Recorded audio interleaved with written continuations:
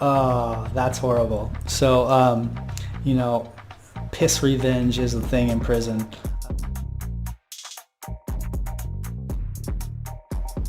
It's time to get into secrets about how inmates really think. Orange is the New Black is one of the best shows about low and minimum security prison. There's a lot of realism in here and a lot of stuff that's just movie magic, so we'll talk about both as we go through the show together. I was a commercial pilot and I flew marijuana around the country in a private airplane. I was convicted in the biggest drug conspiracy in Washington state history, and I did time in prisons just like this. Orange is the New Black brings back vivid memories. There's secret nuggets tucked away in every scene, and unless you've spent years in prison, you're gonna miss a lot of the best stuff in this show. Stick around to the end of the show and I'm gonna rate this episode on prison realism. Also, leave any comments asking why or what prisoners were thinking when they did things. Without further ado, let's dive into episode 3 of Orange is the New Black, but first let's quickly set the scene. Piper is just starting to fit in. She gets her first commissary, starts building some of her first relationships, but also has the first person seeking revenge on her, which gets a little bit scandalous. For your bunk assignments, Watson, Bresnahan, and Diaz. Finally. Wait, you got assigned? Why didn't I get assigned? We're probably sending her to Spanish Harlem. They're gonna put you in the suburbs with the other white people. So how do they choose your roommate? This is the situation that a lot of new inmates will find themselves in. When you first arrive at prison, they're going to assign you to a bunk somewhere. Sometimes it's just the counselor who assigns the inmates. Sometimes the counselor gets together with the heads of different inmate groups and decides where a good fit for that new inmate will be. But you're going to be assigned to a new room or a new bunkmate, and you're going to have to live with that person. There's some ways around it if something happens or you just can't make it happen. Why is she still wearing those slippers, dude? That's unreasonable. Either she's just blowing it, or you know, that's some movie magic there. She should have some sort of more substantial. For the toilet, I just need to pee. Can I pee? Go pee, Pete. This better be hot. If I find another plump of hair in the drain, there's gonna be trouble. Red is kind of a boss, but I don't know if he's that much of a boss. You know? I don't know. That's okay. I think I'll just wait. You're gonna be waiting a long time now.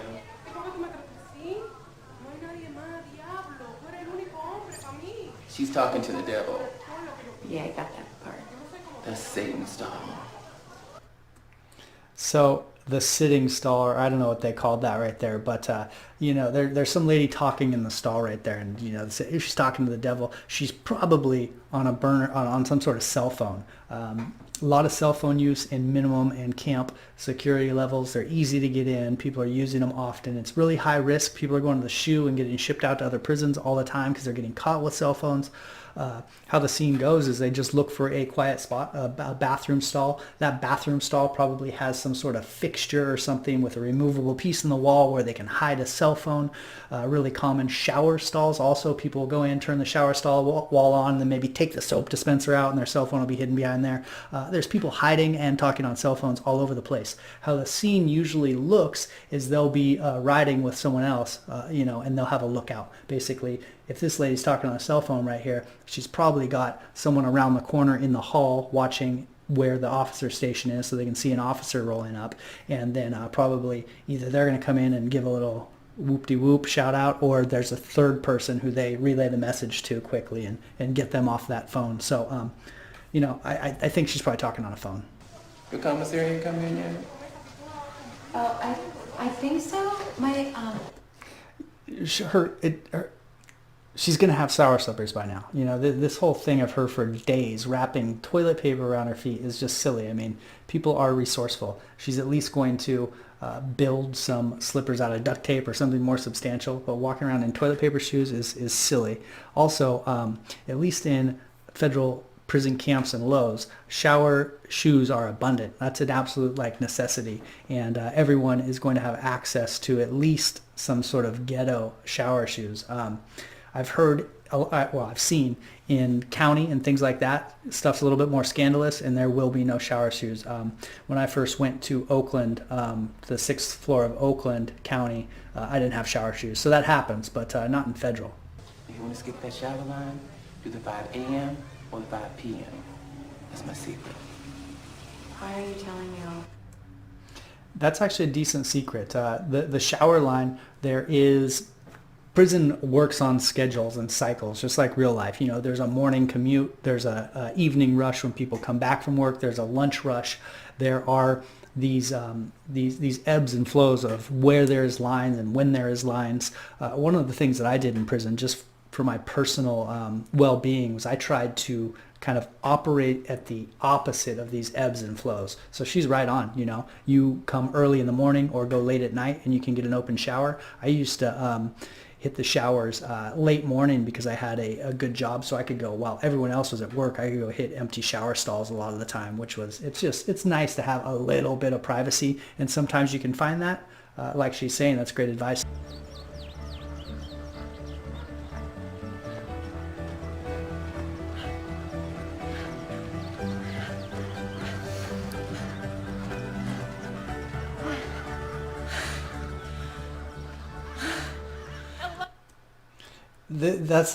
That was one of the most relieving things about going to prison was I did a lot of time in county and things before I made it to prison camp, and there's these big outdoor areas like this. They got fences around them and things, but there is a track. And a lot of time there won't be a bunch of people on the track, and I mean, you can get out there, you can run, you can walk, but that scene just reminds me of the first time I kind of hit the track, and I had, you know, years of being on pretrial and going through the court system and being in county jail and all this just really brutal stuff. All of a sudden I finally make it to camp. I finally get settled in. I'm finally in a real prison, and it's this huge relief, you know. You can get outside, you can get on the track, like time's finally taken away. I just connect with what Piper's feeling right here. Look at you getting your sweat on. You look how shiny. Also, the thing about the track is people will come and like walk with you. Oh, let's walk, you know, and it's like a lot of time you just want to be out there and do your thing, and then some dude or some girl rolls up on you and is like, oh, I'm going to walk with you. It's like, man, get out of here. A lot of times I would just end up cutting straight back to the dorm, pop out like 10 minutes later and walk by myself if I was trying to do that. Haven't you? You don't even smell funky. Oh, I knew you wouldn't. You're a real woman, Chapman, a real grown woman. Not like all these other girls around here. That being said, I shouldn't talk trash about walking with people on the track, because I built some like really killer friendships with some of the most interesting people I've ever met in my life. I wrote a poem. You want to hear it? You know, that's fine. Before I met you, the sun was like a yellow grape. Yeah, this would be exactly when I now, hit it looked like a little right, fire in straight the back to sky. the dorm. Why? Because you light a fire inside me. What's going on? Lock up the track. Why? Budget cuts. No staff to cover it. But I have to run. This is the only thing that makes me feel normal. Y'all gonna have to do your swirl someplace else. Swirl, chocolate, and vanilla. So they will lock stuff up for budget cuts, or they'll lock stuff up a lot of times for punishment. So, you know, lock up the softball field, lock up the track. Sometimes there's weights, they'll lock up the weights. They control things that the inmates like as forms of group punishment. And again, group punishment is not legal, but it's just a fact of life when you're in prison. You bunkies trying to lay down all these rules and shit. This go here, that go there. This how you be wiping your bum hole. Wait, you got assigned? What dorm are you in? Yo, girl, be careful messing with Miss Claudette. That woman is no joke.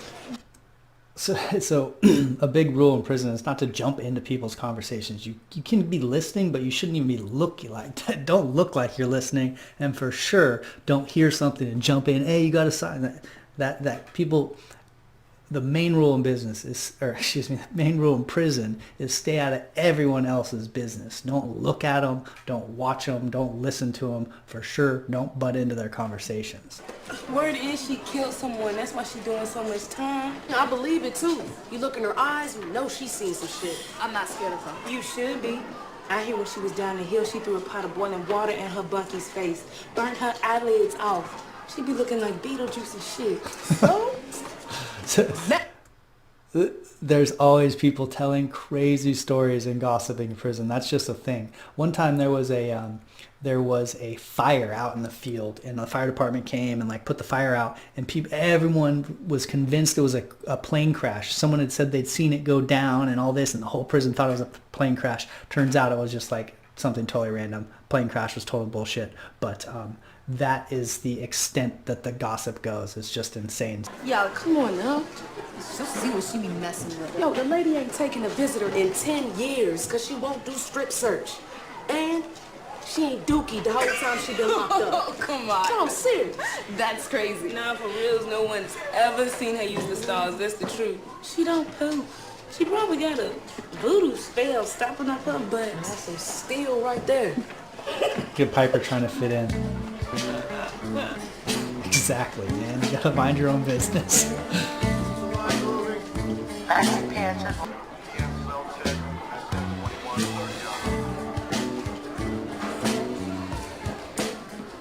Everyone notices who you sit with in the cafeteria, so it's always a situation. You gotta be careful who you're sitting with. Real bread speed for this. Gonna reflect on you. 45 minutes. You can't sit there. Dandelion? She bothering you? No, we were just talking. Yeah. She is bothering me. Then you need to be on your way, because she don't like talking to you, not one bit. Piper's so Move, stupid. bitch. This is my wife here. So you I need to know, step. I will cut you! I will cut you, bitch! Don't make me cut you! You know where the fuck you are, bitch! You don't know me! Take it easy. Take it easy. Oh my God. What a fantastic example why you don't talk shit and do stupid stuff. Piper, I mean, she's got to handle her own stuff. Everything you ask for, even if it's a favor, like this person's bothering me, you can take care of them. It all comes with something else. Like you gotta just do your own thing. And Did you go to Whole Foods? What did you get? A bunch of stuff. No. Be specific. Tell me everything. In detail. Just take me away. Okay, I got some crispy snap peas. I got some cherry juice for my smoothies. Oh, God, smoothies. Then some purple kale, Uncle Eddie's vegan cookies. I can feel them in my mouth. there's food that you miss so much when you're in prison. But actually, once you're there for a little while, it doesn't become that big of a deal, and you get used to the food in general, and you really appreciate the good food when you end up getting it. Something I definitely remember when I first came home was just access to good food and just being inside and trying to picture the outside. All of a sudden you have this massive appreciation for grocery aisles. I'm starving. Girls, did you know that inmates are not allowed to touch money in this place? Carr just told me. Fascinating. Inmates aren't allowed to touch money, but there are vending machines, so a lot of the inmates, I mean, they love going to visiting and then having their family or friends go and get stuff out of the vending machine, because a lot of times that's stuff that isn't available on commissary. Something else you'll see is I got a couple of sketchy these bids. I chips haven't had time bags to and go things look. like this. Well, When it's people are okay. eating out of these chip bags, I find- what they will do is they will, maybe they'll have a little thing of weed in their mouth, or, maybe they'll have a hidden cell phone or something, and they will spit it into the chips bag, and then the inmate will, dump the chips in their mouth. They'll get the weed in their mouth, and then they'll tongue it or try to sneak it out, or maybe they will just hide it under their chair or somewhere in the visiting room and then send someone back to get that contraband later. So the vending machine specifically and the visiting room is a place where contraband's introduced pretty often, and they don't get they don't get searched on the way coming in very, very much. The inmates sometimes get searched on the way out. Listen, I need you to get something in. Talk to Gina. She takes my orders. You'll know how this goes.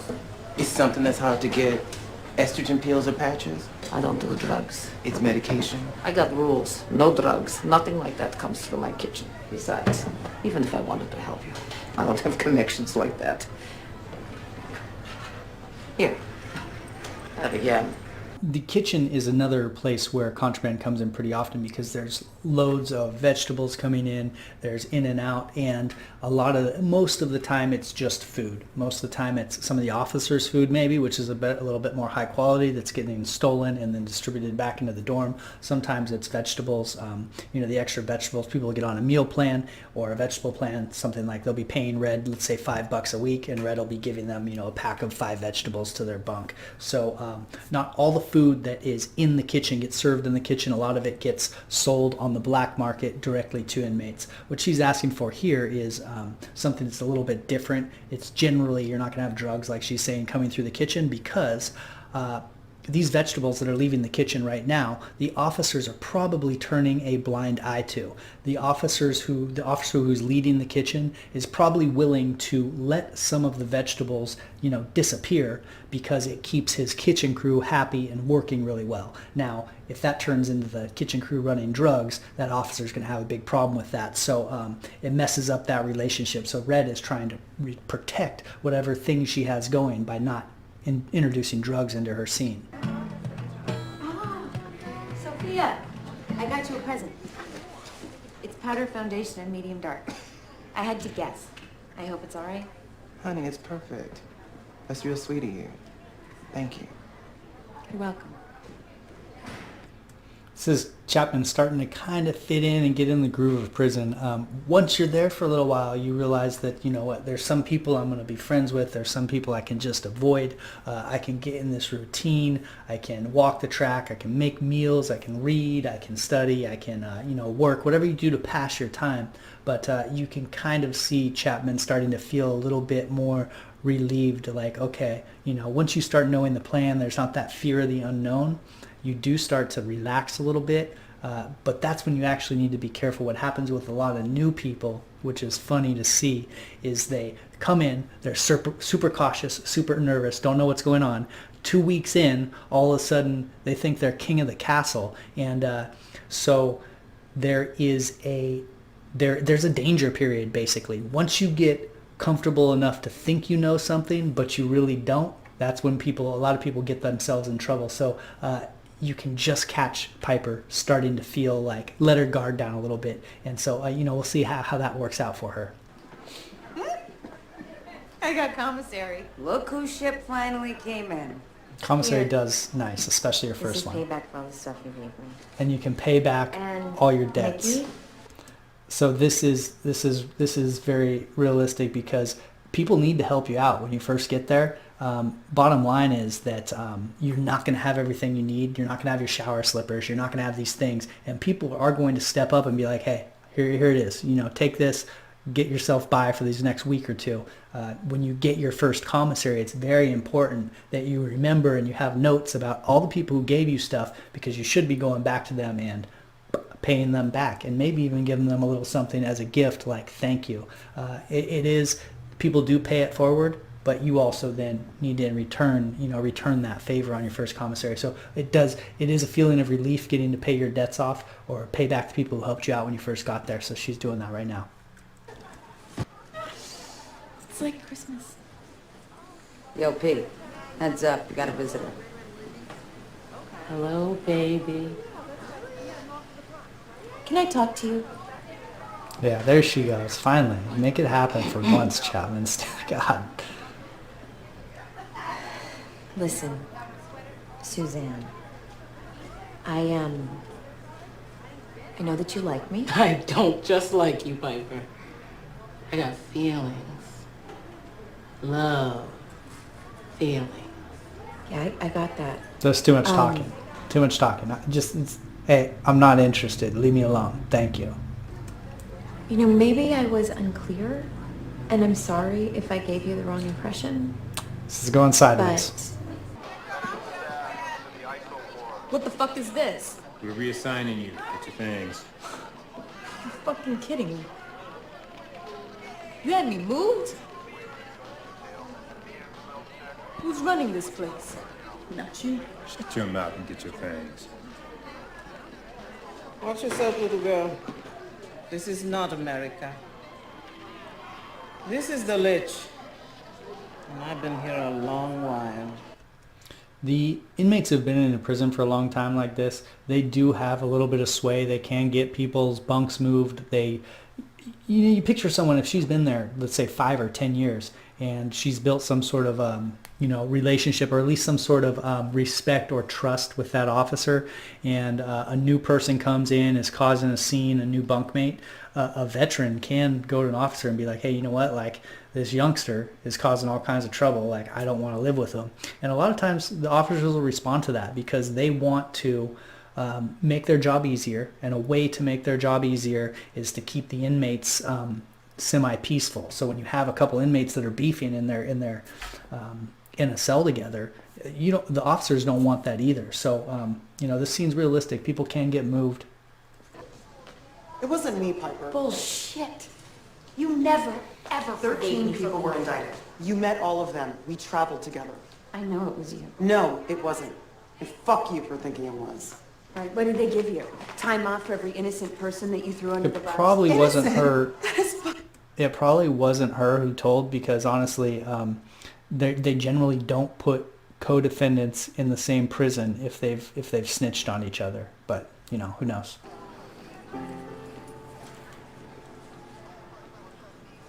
I'm stuck. I think my necklace is caught on my shirt or in my hair, or maybe both. Wanna... Yeah. Oh, man. That's too Look at sketchy, my dude. belly. Way too sketchy. They can't be. See, just the idea that he would approach her when she was like that out in the open is total movie magic. They are not going to be, staring in each other's eyes, getting this close out in the middle of the dorm, because inmates gossip like crazy. If an inmate even saw him looking over there while she was dressing, they would be gossiping about it, much less going over, touching her, getting close. Like, this isn't how these relationships are going to develop. They're going to develop somewhere hidden, like far away from any chance of being seen. So this is silly. Unless these people are just full reckless, who knows? Hello? Hey, baby, it's me. Hey. How was the visit with your mom? Listen, I need you to do something for me, and I don't want to talk about it. I need you to find out if Alex Voss named me at her trial. But wait, my dad said the No. testimony was sealed. You can't be. Why the sudden interest? I don't know. It's just eating at me. You can't ask for your family to research another inmate over the prison phone. That's not going to fly, because they listen to these calls, and I'm sure you can get a shot sent to the hole for that. Like, why are you trying to look at someone's paperwork or what they're all about? This does happen constantly, but it's done over a cell phone. People call home without the cops being able to listen and say, hey, tell me what's up with this person, like, give me the dirt on them, Google them, get their case file, like, look into their case. Like, people check up on people for sure, but definitely not recklessly over the prison phone. Chapman, get your things together. You move it. Down to D dorm, cube 18. That's a ghetto. That's your bed. These are your hooks. I am nobody's cleaning lady, and I make honor cube every week. So you do your part and then some. My floors, my pride. So no shoes. Leave them up before you step in. So I had a similar situation. There are like kind of controlling bunkies who think they're the boss of think they're the boss of the cell and stuff, and they'll be like, this is how things run. I've been here for a long time. You don't have to put up with that. So Piper can just tell her to, relax right here. But actually, they will put different races together in camps and lows. My first bunkie that I had for years was this really cool Nigerian dude, Nigerian preacher, had this crazy accent, like always loud and talking, happy. But he was kind of an OG, an old dude. And so I was bunked up with him for a long time. He was not bossing me around like this lady, like at all. We had a lot of respect for each other, but they'll pop you in a bunk with a different race for sure, in a camp or a low.